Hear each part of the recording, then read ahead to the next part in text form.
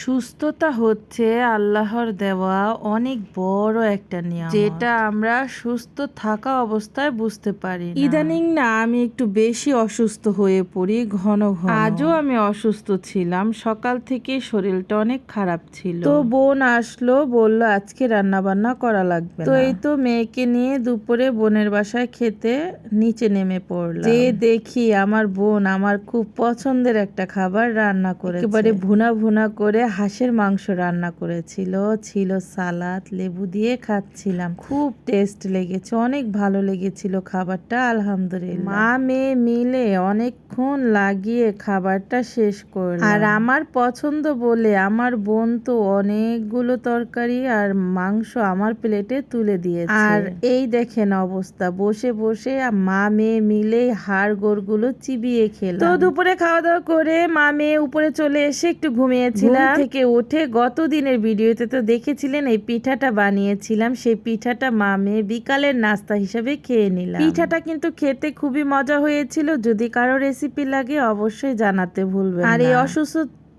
অসুস্থতা নিয়েই কেটে গেল আজকের আমার সারাটা দিন। আল্লাহই ভালো জানে কি হচ্ছে আমার সাথে। তো এই তো সারাদিন তো দেখলেন কি কি করলাম। আজকে শরীরটা ভালো ছিল না সকাল থেকে, আর দেশের পরিস্থিতি তো ভালো নাই, তো বাসায় সময় কাটাচ্ছি আমরা, আলহামদুলিল্লাহ ভালোই সময় কাটছে।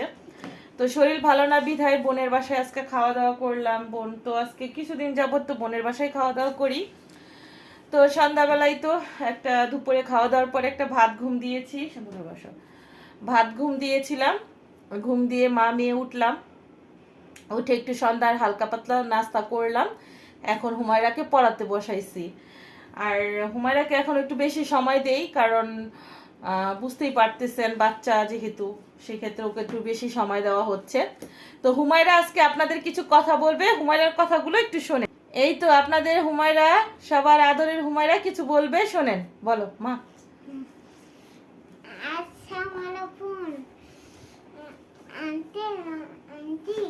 সবাই কেমন আছেন?